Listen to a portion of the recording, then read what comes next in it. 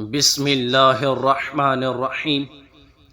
میرے محترم بھائیوں اور دوستوں، استاذ المحدثین حضرت مولانا عبداللہ بن مبارک رحمہ اللہ کے پاس حدیث پاک پڑھنے والے ہزاروں طلباء ہوتے تھے۔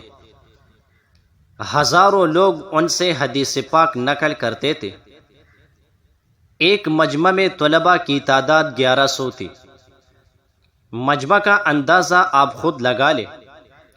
ایک مجمع میں دواتوں کو گنا گیا تو اس مجمع میں 40,000 دواتیں تھیں۔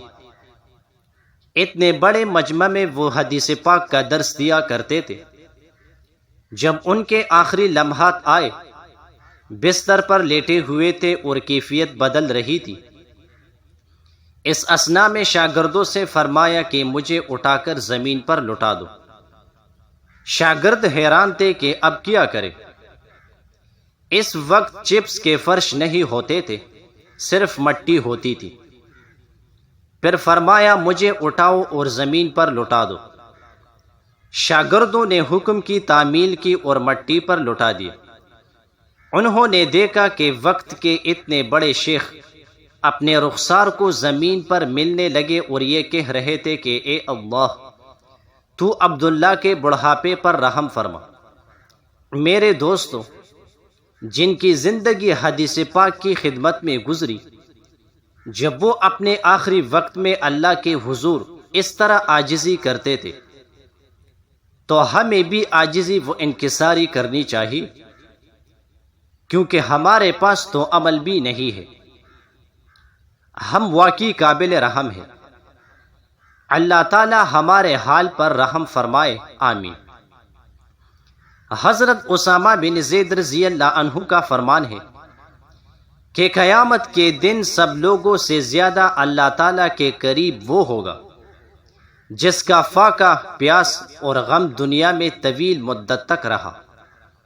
اگر وہ غائب ہو جائے تو لوگ تلاش نہ کریں۔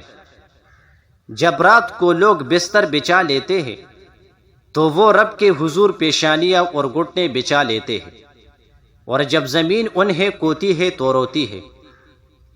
جب تو ان کو کسی شہر میں دیکھیے تو جان لے کہ یہ لوگ اس شہر میں ایمان کی علامت ہے۔ دوست کو دوست کیوں کہتے ہیں؟ سلف صالحین سے منقول ہے کہ دوست کا لفظ 4 حروف سے مل کر بنا ہے، جس کی تفصیل یہ ہے: دال سے درد، یعنی جو دکھ درد بانٹنے والے ہو۔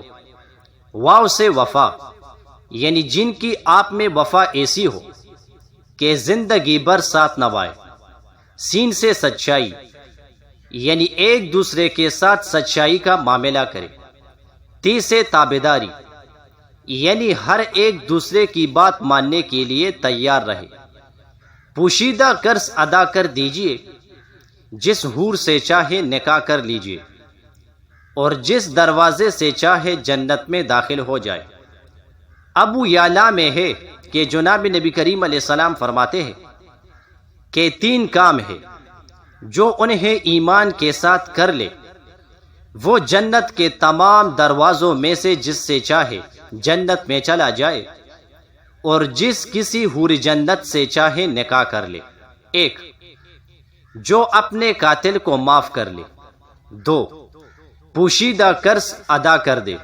3، ہر فرض نماز کے بعد 10 مرتبہ سورہ اخلاص پڑھ لے۔ حضرت ابوبکر رضی اللہ عنہ نے پوچھا، یا رسول اللہ صلی اللہ علیہ وسلم، جو ان 3 کاموں میں سے ایک کر لے؟ جناب نبی کریم علیہ السلام نے فرمایا، ایک بار بھی یہی درجہ ہے، مسواک کرتے وقت یہ نیت کرے۔ امام غزالی رحمہ اللہ نے لکھا ہے کہ مسواک کرتے وقت یہ نیت کرے کہ اللہ کے ذکر اور تلاوت کے لیے منہ صاف کرتا ہوں۔ اس کی شرح احیاء میں ہے کہ محض ازالہ گندگی کی نیت نہ کرے، بلکہ اس کے ساتھ یعنی صفائی کی نیت کے ساتھ ذکر و تلاوت کی نیت کرے، تاکہ اس کا بھی ثواب ملے۔ گھر میں سورہ اخلاص پڑھنے کی عجیب فضیلت۔ طبرانی میں ہے کہ جناب نبی کریم علیہ السلام فرماتے ہیں کہ جو شخص سورہ اخلاص کو گھر میں جاتے وقت پڑھ لے تو اللہ تعالیٰ اس گھر والوں سے اور اس کے پڑوسیوں سے فقیری دور کر دے گا۔ جزاک اللہ۔